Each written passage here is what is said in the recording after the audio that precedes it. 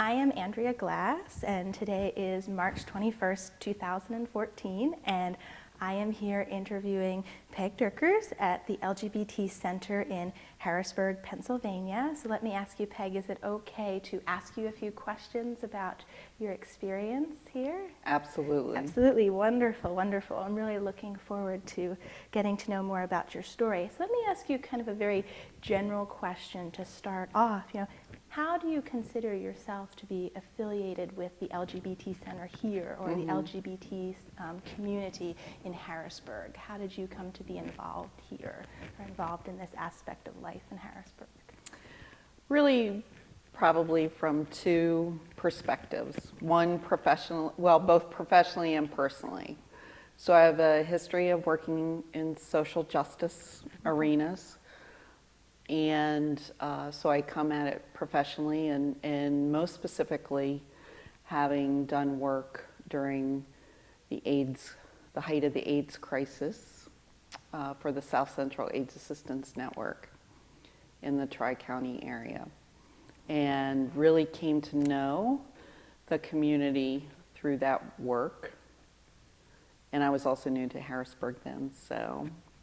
And then personally, just in terms of my own coming out and my relationships and having been in a lesbian relationship and now figuring out what my next relationship is going to be. Okay, okay, wonderful.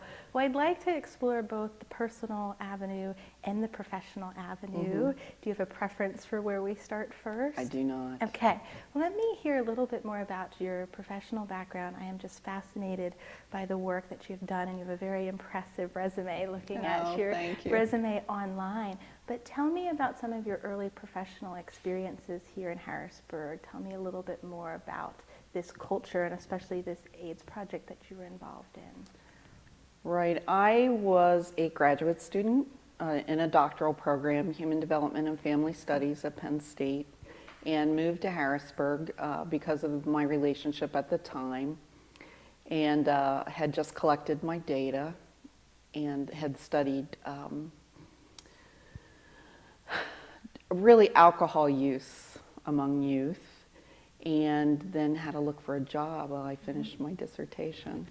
So I started working for a provider of services to people with, we said mental retardation at the time, now intellectual disabilities. And I did that for a while, but wasn't happy. I was really on the administrative end of that and wanted to get back to more of my kind of human relations, community organizing work.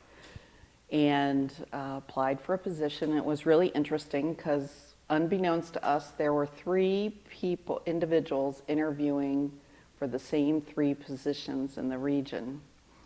The YW in Carlisle, Planned Parenthood down the street here from the center, and the South Central AIDS Assistance Network executive director. And I had been offered one position and wrestled with that and said no. And really hoped I would be asked to come on board a SCAN, and I was. Oh, great. So worked at SCAN late '88 until early 1994. And really from the time when we started to see pretty systematic treatment of AIDS, and actually even moving from focusing on AIDS to HIV, and then also really seeing the migration of the disease from primarily gay men to intravenous drug users and heterosexuals.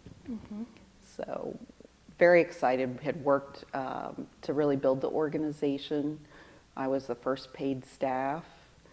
And the volunteers were very supportive and remained very supportive and involved. And we wrote about medical treatment, helped people pay for their housing, attended a lot of funerals, worked with families. And at the time, I could really see the change over those 5.5, 6 years too, just in terms of how families dealt with their other family members coming out as gay. Lesbians were pretty much volunteers. We didn't have to, don't even think I can remember any lesbians who were infected, which might just have meant they didn't come to the organization. But really relied on the lesbian community. They were providing a lot of care to people who were infected and doing a lot of the education. But anyway, just became really engrossed in terms of gay culture in Harrisburg and seeing how backward it was. That was my question. That was my next question. How did the community react to the work that you were doing? Was it difficult for you to break through some of those barriers and educate people here in the area about the work that you were doing? Well, interestingly, it seems like personal and professional is not intertwined, but of course we live as holistic beings, and it is, right? So I was married at the time, had 2 children during my time at SCAN, and so probably as a straight person talking about AIDS and HIV at the time, I had some credibility, although not necessarily always with the gay community. I got put through a lot of tests in my first year or so with the AIDS Network. You know, got sent into the gay bars like my first weekend with condoms to see if I could handle it, which of course I could, having done family planning and other kinds of things at Penn State in my graduate work. But yeah, it was kind of very interesting. Sometime, you know, a couple times the slur breeder got hurled at me as I had my 2 children, which if you think about it now, that's even interesting with so many of us having children. At the time in the late 80s, it was unusual unless one of the partners had been married and had children during the marriage. So I just really have been able to see the kind of cultural evolution in that way. But it was still very much hidden. You know, a lot of people didn't have an awareness of the gay bars downtown. A lot of gay bashing, people coming out of bars. There weren't gay student alliances in many schools. The young people, really, we were still seeing high suicide rates among gay youth, and still very much, you know, there were men that were volunteering that were still going to bookstores and bathrooms to meet people. That was what I was going to ask you too, is what sort of landmarks within town were sort of these safe places where people could go to have these interactions and to have these relationships? Was it a lot of public spaces, or were there private spaces as well that you can remember or think of? What was that kind of landscape like here in the city? No, it was organizations, Dignity, MCC, SCAN, PFLAG was pretty active at the time still. Trying to think of what other organizations. During that time, Pride Festival, I think, started again. And SCAN actually had a walkathon every year. So that was another time where we really publicly were able to bring the community together. But primarily it was the bars. And there was a professional women's group. I can't remember what the name was. Oh, that's okay. But would communicate through Lavender Letter. Okay. And they would hold meetings, and we'd have potlucks and things at the time. But, you know, some of that even is dissipated. What bars stick out in your mind? The Neptune. The Neptune? Okay, and where was that located? On North Street. Okay. trying to remember what it was called at the time, but became Strawberry, which is now something else. The Brownstone, Stallions, of course, for dancing. And then D-Gem, and I can't remember the year that D-Gem closed, but that was really the only women's bar. Okay. And actually that's where you would see trans people more often, I think, than even sometimes in the gay bars. Drag in the men's bars, some trans folks at the gay bars, but more at, I just remember that really sticking out for me at D-Gem. Did you feel that the community was a diverse community at the time? Diverse racially? Racially, even ethnically, or No. even, like you said, I think it was predominantly white. Okay. And how did you... White and African American. Okay. And do you think mostly male? Publicly, yes, mostly male. And how did you think... I still ask to this day. Really? Really? Where are the lesbians? Really? Oh, that's interesting. That's interesting. So you don't think as much emphasis placed on that community? Or do you feel that there are resources, as many resources available for the lesbian community?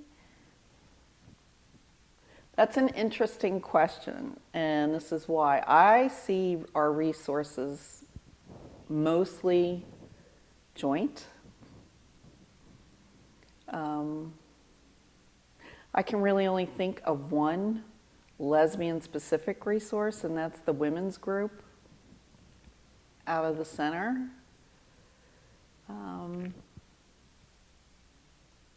I just have to, I don't know. I haven't thought about it in that way. But publicly, in terms of if you want to go find other lesbian women, where? Where? Yes, that is. How are these connections Since I am being now made? single, I am asking where. No, and I'm very curious myself. How are those connections being made today? How do you find someone with like interests here in Harrisburg? I don't know. I don't know. Okay, so that's kind of, what role is the center playing in cultivating that social life here? Right. It's groups. Well, I think part of it too is just Harrisburg. The culture of this region always has been, ever since I arrived anyway, very familial. People really stay closely tied to their families, and it's a very couple-oriented place. So if you're in a friendship group, and isn't that the stereotype, then you'll meet people. Women will meet people through other women they know. Since my friendship group mostly was out of town as a lesbian, it's presented some challenges. So really, unless you go the bar scene or on Tinder or Match or one of the other dating sites, seriously, where? Oh, that's interesting. So mostly looking to these either online platforms or still bars or areas that you know. Okay, interesting. No, thank you for sharing. And kind of coming. And as a 57-year-old, I'm not really that interested in the bar scene, so. No, understandable. No. So do you think that, how do you think public perceptions have changed here in Harrisburg? So you still think there are some challenges to finding a mate here in Harrisburg in the 21st century? I think there definitely is, and perhaps just because I am older and had been in relationships for a really long time and moved in, from another area, but no, I definitely think there is in this town. I mean, I hear single people complain about it all the time, young and old. No, absolutely. And kind of diving a little bit more into kind of your family experience, I would like to hear a little bit more about where you're from, what your family life was like, where you grew up. So if you could tell me a little bit more about kind of your biography and your early experiences too. Sure. I was born and grew up in Cincinnati, Ohio. I'm the oldest of 6, 4 girls, 2 boys. Raised Catholic, so I have all that baggage. Although I always talk about Catholicism in Ohio, I don't know if it was because the beginning of the frontier or whatever, but it was not as Catholic as what I found when I moved to Philadelphia. Philadelphia Catholics were very conservative, and that's not what I had experienced. Of course, I grew up in the 70s, so things were liberalizing a little bit, but somehow Philadelphia must have missed that.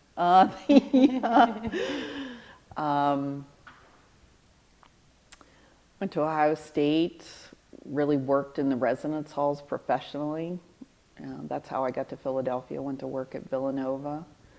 Loved Philadelphia, hated Villanova. Was such an oppressive place at the time, especially for women, really saw a lot of the hypocrisy and sex abuse in the church there. There was a seminary on campus. So that really wasn't the beginning, but was probably the last straw in terms of Catholicism for me. And then, of course, the Catholic Church's long history of oppression and abuse of people who are gay, just, seal the deal there. But my whole family still lives in Cincinnati. I moved to Philadelphia to cut the apron strings when I graduated from my master's program at Ohio State, and just haven't gone back. Moved to Penn State when I couldn't take Villanova anymore, worked there, really enjoyed that. And then, as I said, was in a relationship at the time and moved down here. I was going to live here 1 year. Came here for 1 year in 1986, and I'm still here. Still here. How do you feel those early experiences in your life shaped your sexuality? Did you know from a young age? I did not. When I thought about our conversation today, I thought, this is going to be a question, and I'm not sure how I want to answer it. And that's okay. And if you don't want to answer it, you certainly don't. It's not that I don't want to. I was in 2 really long-term relationships, one with a man and one with a woman. I would say my relationship with the woman, with my ex-partner, was the most satisfying and right relationship for me. Unfortunately, she chose to end it. That was really traumatic for me in terms of the way she ended it. And so I've really been working hard to try to figure out who I am and where I want to go next over the last 3 years. And I think as a lesbian in a relationship with a woman again, and maybe I just haven't met that person. No. As I said, everybody I meet isn't a couple. Oh, it certainly is a challenge. It certainly is a challenge. I can understand and empathize with that. Did you feel comfortable expressing to your family that you were in a relationship with a woman? Did you ever feel that you were unable to express to family or friends that you were in this relationship? Or what was it like coming out? It certainly was hard. I'm trying to do the math.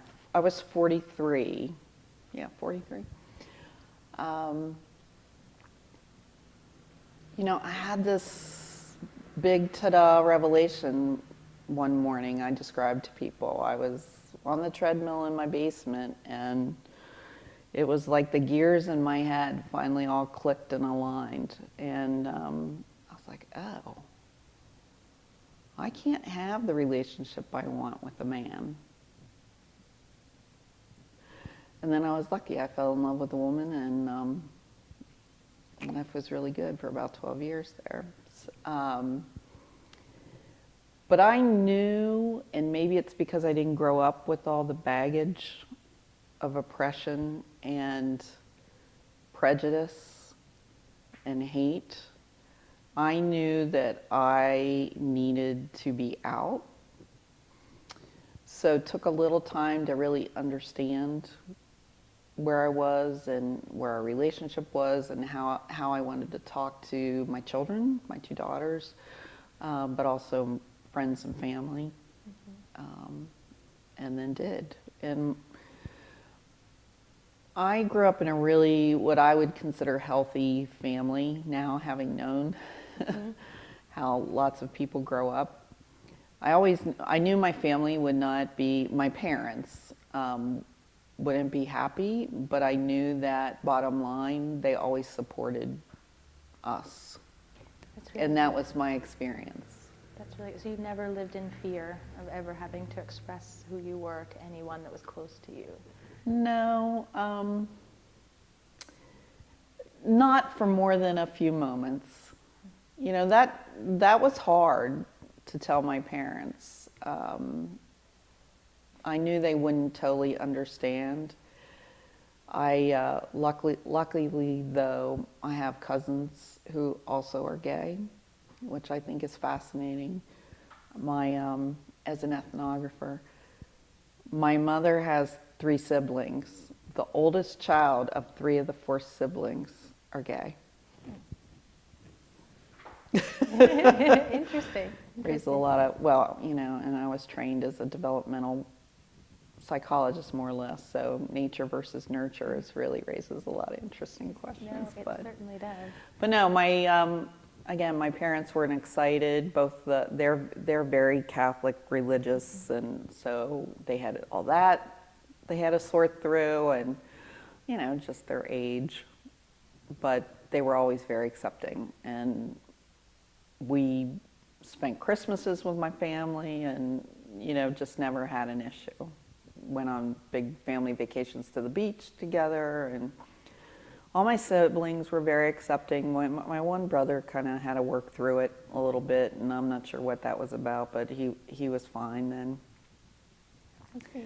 My kids were in Catholic school in Harrisburg, and I really wondered how this would affect them once we all moved in together.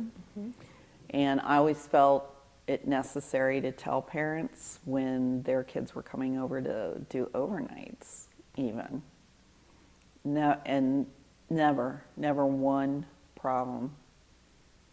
That's wonderful. I know. I feel really blessed in that way that, in fact, and this is, again, just a comment about how much our culture has changed.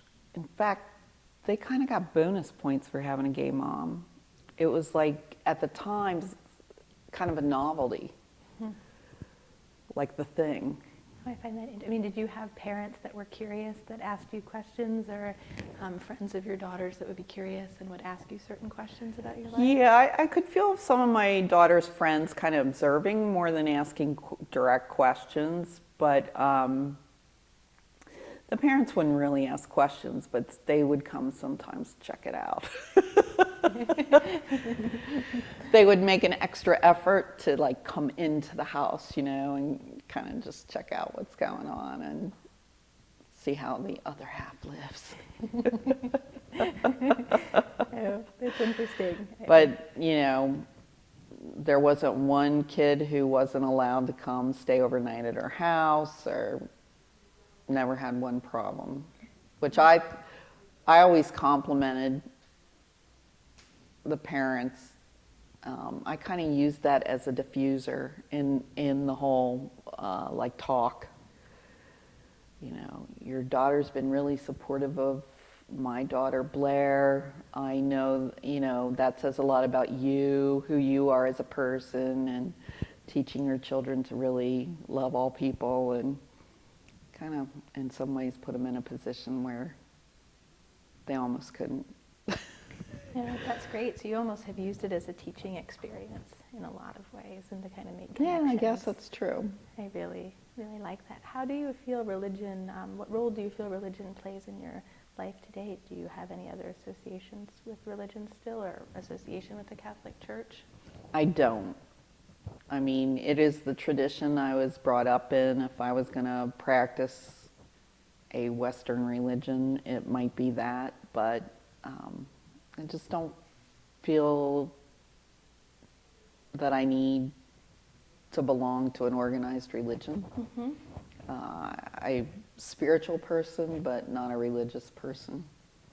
Really understandable. And what role does kind of spirituality play in your life? Or are there other outlets that you turn to, or other interests or hobbies that you have? Spirituality is more, I probably experience spirituality more just in terms of my self-help work and self-awareness.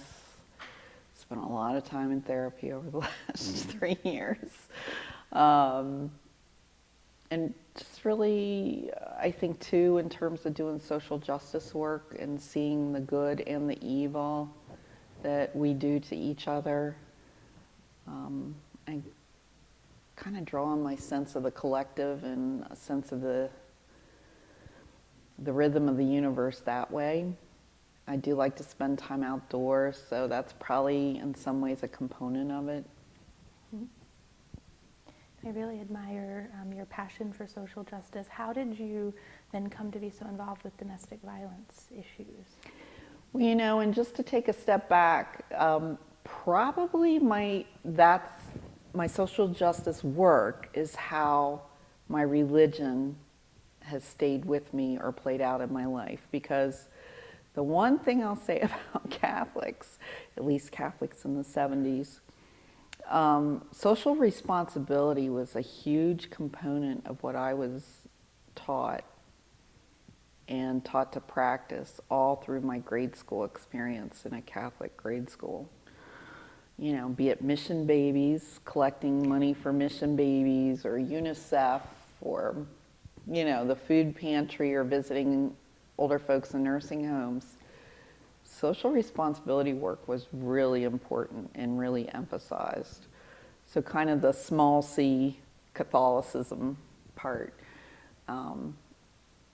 So I think that's how I started my social justice work, really. And let's face it, growing up in the 70s, plus that emphasis directly every day at school and at home, there were probably a lot of us. My father always called me a rebel without a cause. So I figured I had to find causes. Mm-hmm. Well, I can certainly relate to that in a lot of ways. I was raised Catholic as well, and so I have a lot of similar opinions about social justice. So I'm just fascinated. Yeah. So I worked in residence halls. My master's degree is in student personnel work, which I always describe as social work for college, with college students. And you know, again, because of the times, but also because of just the issues you deal with young people living together, was trained and did a lot of training around racism, homophobia, sexism, and, you know, then did work in those areas. And I think it's just carried through, and it's really I tried to do for-profit healthcare for a while. Just didn't know. I couldn't get excited getting up every day, going to earn money for somebody else who was going to earn a lot of it and not share it, and who didn't really care so much about the quality of what they did and the impact of what they did on the people who were relying on their product. So in 2008, the healthcare company I was working for relocated headquarters outside New York City. And I wasn't going to New York City, and so when I looked for a job, this one was open at the Domestic Violence Coalition. And a number of people that I had worked with in other arenas, including the AIDS experience, said, you would be perfect for this, you really need to try it out. And I was like, no, you know, I don't really know that much about domestic violence, but I did, and it was a good move. It was a good move.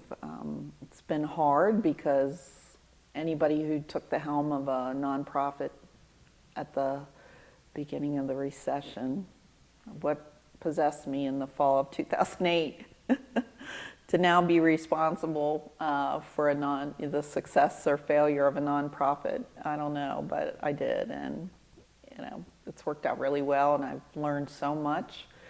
And it almost seems kind of that collective cosmicness, because some of the trauma I experienced in the split of my relationship, I really could understand so much better, both in terms of what was going on with my partner who was leaving, but also how I was impacted by that because of the training and the work that I had done at the Domestic Violence Coalition, which I would have never had I not gone to work there. So in some ways, my healing from that breakup really was helped.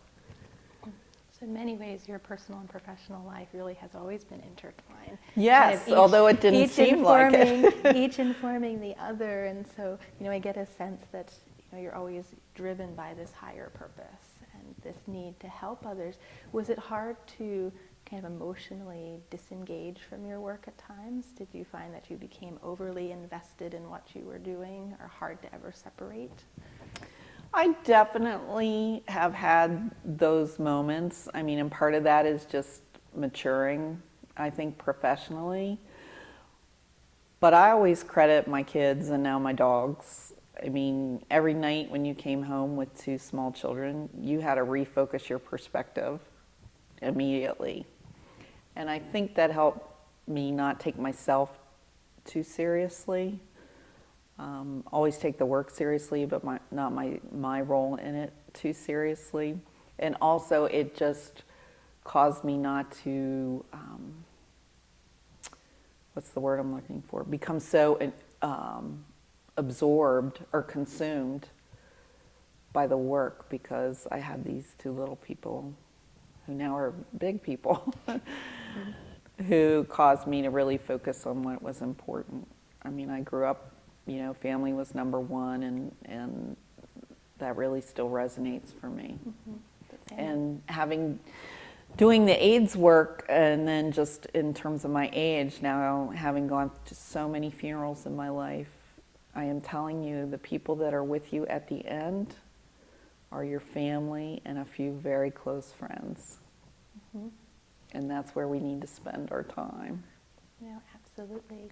What about friendships? I mean, do you have close friendships that really defined your life, or defined who you are, or helped you along this path in understanding who you were professionally, personally, even with your sexuality? Sure. I've always been the kind of person that had a few close friends and operated in a bigger social groups. But so I would say that's a point in my life that's needs to be regenerated too. I think I said earlier that a lot of my friends as couples, many of the really close ones were out of town. And unfortunately, when there are breakups, I don't know why, but people often feel like they have to choose a side. So my friendship circle's gotten smaller. Mm-hmm.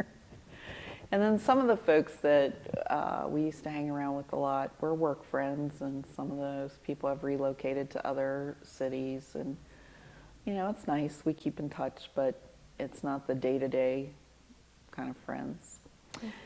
Mm-hmm. In terms of impacting me over, I can name 1 or 2 or 3 people at each stage in my life. I've just reconnected with a couple of friends from college and early grad school via Facebook, yay. You can find each other easily. What did we do without the internet? It's true. It certainly does help facilitate those connections in many different ways. Right. But yeah, and I have a couple of close friends here. But feel like that's an area that I really need to focus on. I think for so long my hobby was my daughters and my significant relationship, and so now that that's all resorted because my daughters are older, I need to rediscover my hobbies and likes, and people who have common interests and like to do those too. No, it's kind of a great opportunity to take inventory Yeah, of what's absolutely. important in your life and where you want to go. And certainly, looking back, what would you like younger generations or the younger generations here in Harrisburg to really know about your experience? And what kind of advice would you give to them, those that are kind of coming of age and grappling with their sexuality and maybe grappling with some of these issues? What sort of advice would you give to them as they're kind of starting out on this journey or finding their way?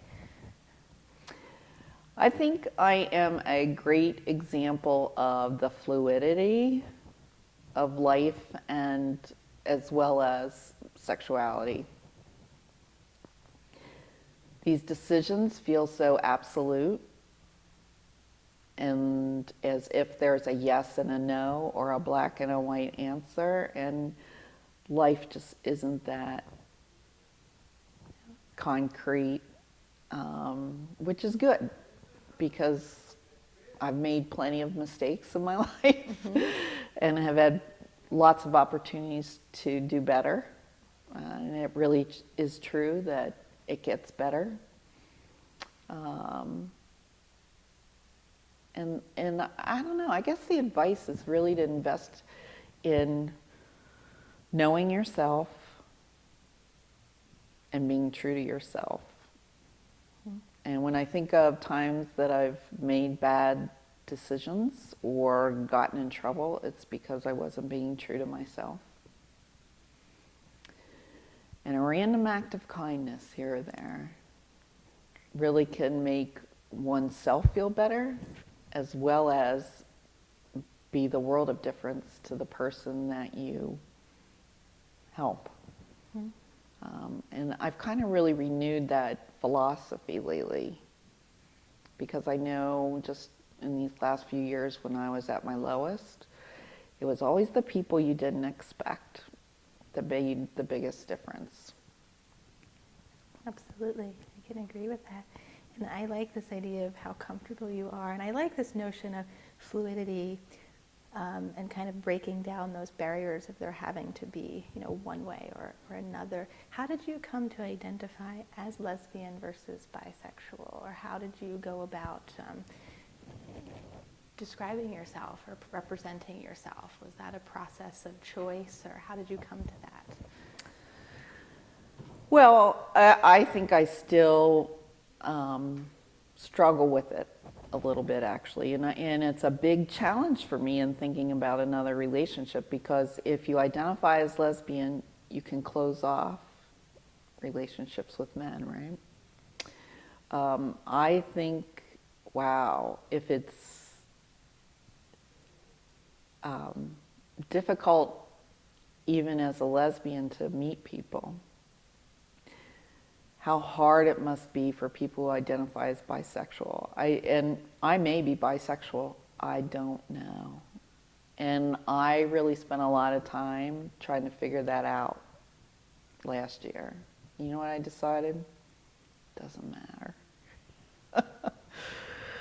It kind of matters, but it's, it doesn't help me to get all tied up in knots.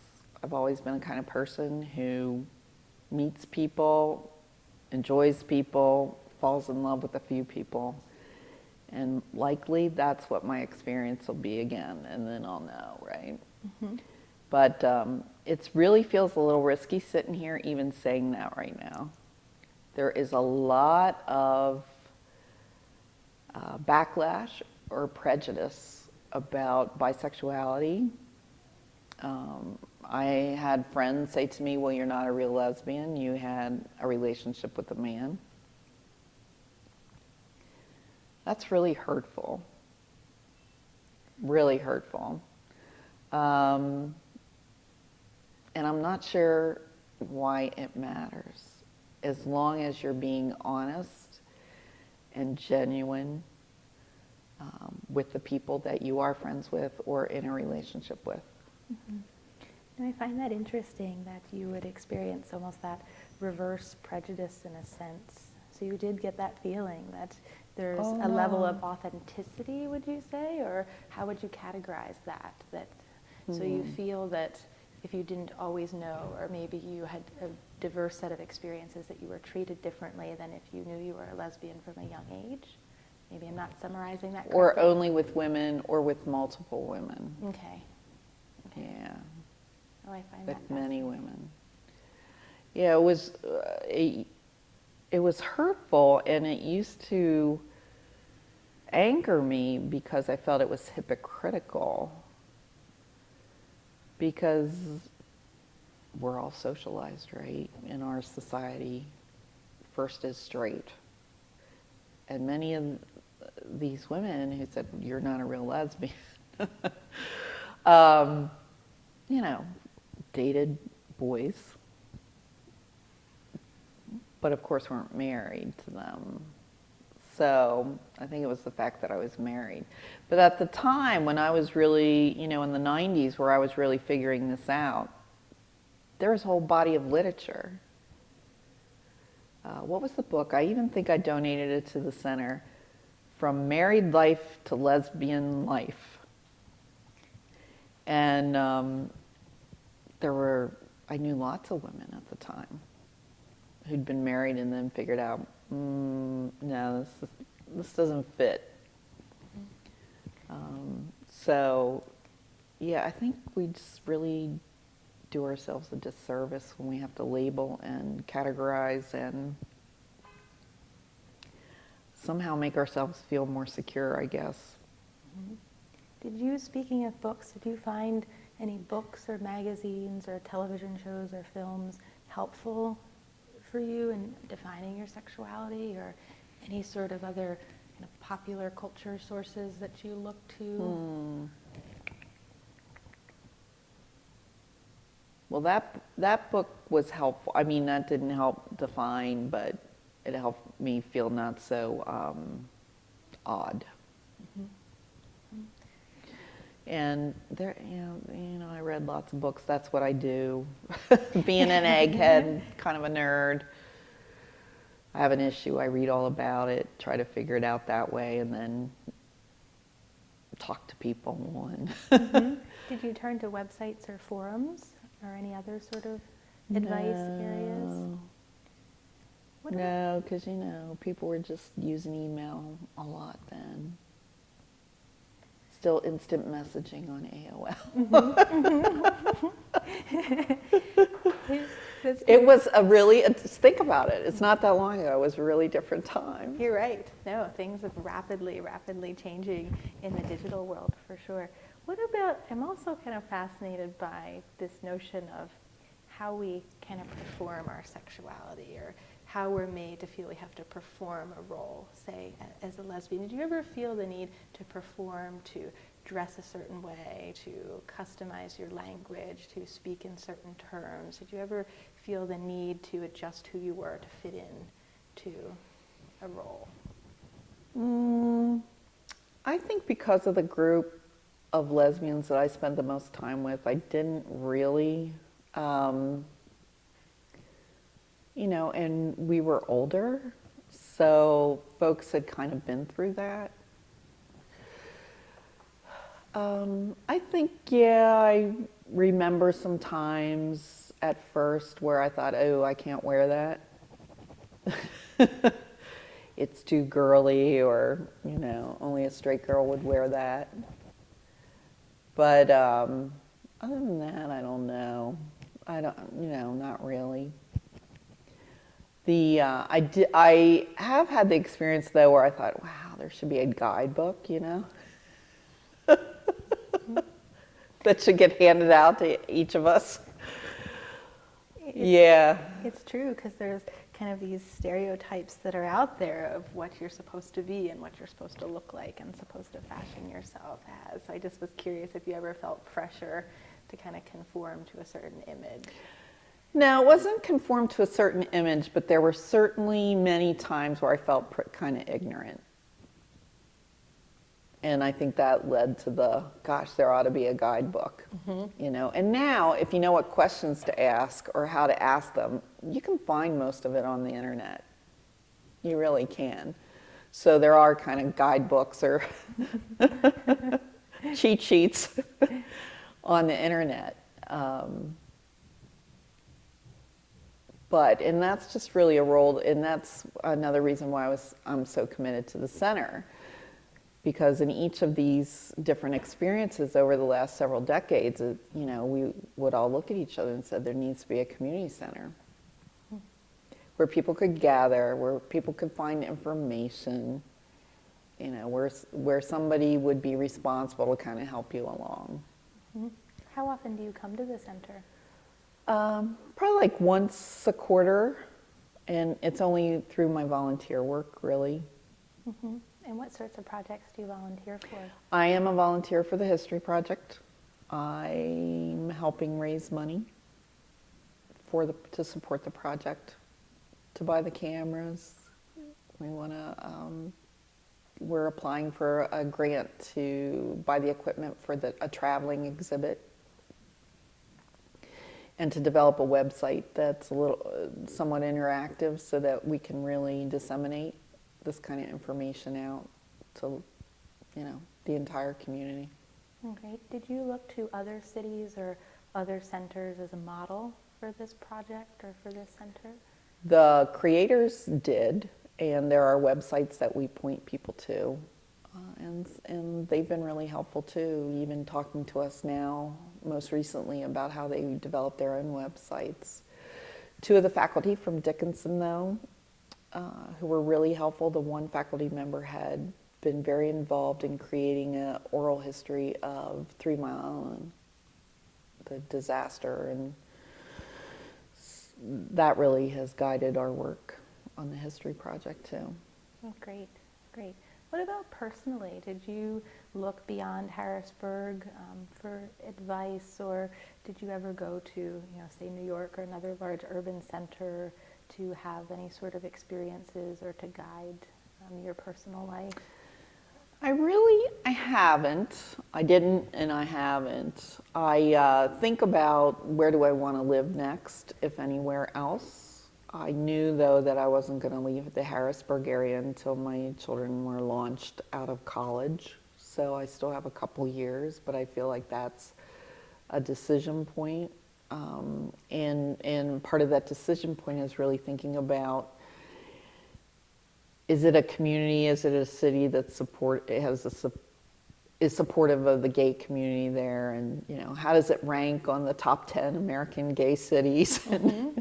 Mm-hmm. Which, interestingly, Cincinnati was rated very highly last year. Yeah. Really? Which cracks me up because it's a very conservative town. In fact, it was just on BuzzFeed or somewhere that the Archdiocese of Cincinnati has expressly created a provision in the teachers' contracts that if they are gay or if they support gay, they can be fired. And how do you think your experiences in Ohio kind of shaped your experiences here in Pennsylvania? Do you think in any way? I feel a kinship with Western Pennsylvania. Western Pennsylvania is a lot more like Ohio. I mean, I really feel the differences between East and Western Pennsylvania. I really like the East Coast now, though, but it took a lot to get used to it. Just the pace, and culturally, it's very different. And, it has a much richer ethnic mix and an international focus.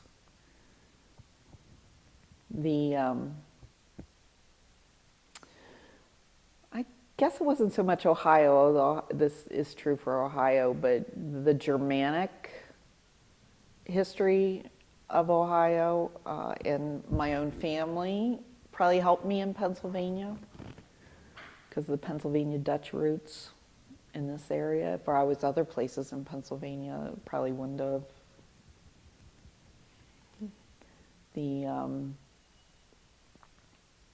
I just think another theme throughout my whole life, though, is I didn't quite fit. You really felt that? You felt that you didn't fit at all stages of your life, even here and now? Yeah, it's like I really couldn't identify with the girls. I didn't enjoy groups of girls all that much. The whole, well, the only thing I know how to describe it is the whole bitchy clique thing. So a lot of my friends growing up were guys. One or two really close girlfriends, but I had a lot of guy friends. And then feeling like I didn't fit in the straight world, and I didn't quite always fit the lesbian world.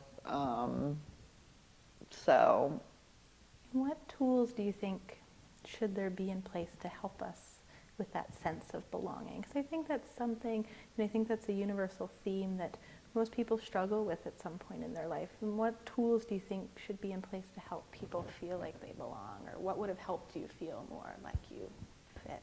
And that's a impossible maybe question, but yeah,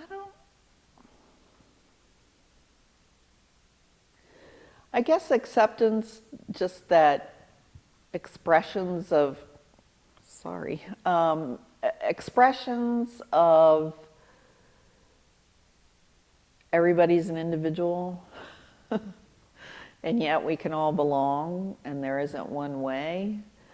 But I don't know how you really operationalize that in terms of culture or a community.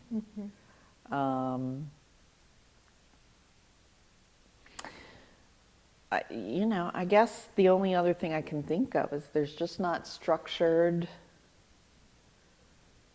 mechanisms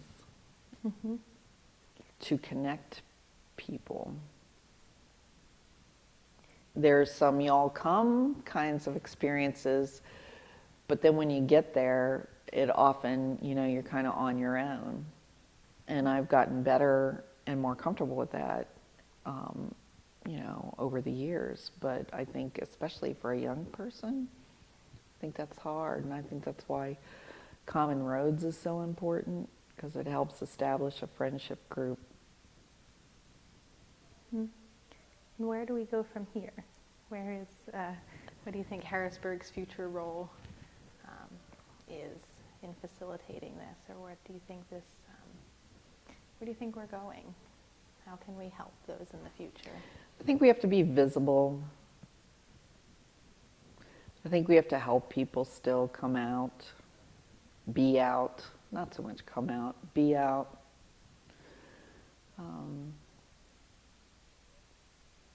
Really integrate too, have a role as a community in the larger community, and really make a difference. Again, I mean, just like the rest of the country, there's more and more acceptance, but we live right on the edge of the Bible Belt, and I think that holds us back. Those attitudes that get communicated and often in the press really kind of hold us back. And I really would like to see women, the lesbian community, I'd like to see us especially more visible.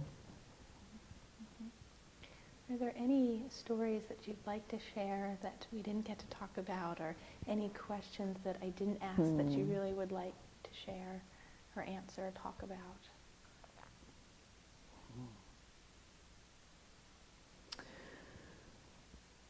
Well, I would just say that, the progress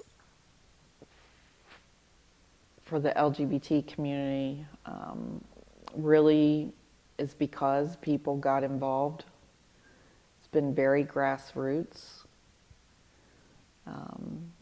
And I just hope that we can maintain that grassroots power, really, empowerment, and but yet, as I said, kind of at the same time organize and be more visible. But I don't think there's any stories. I wonder what happened to many people that were involved in the AIDS work early on. Some of them are dead, and it's just kind of a shame that we didn't get to memorialize them in their life before they passed. We have a long way to go here, but we've come a long way too. So, Absolutely. Thank you so much, Peg, for Sure. sharing all these wonderful stories and answering questions and talking about your life and sharing that with us. We really, really do appreciate it. So thank you so Thanks. much for Thanks. sharing.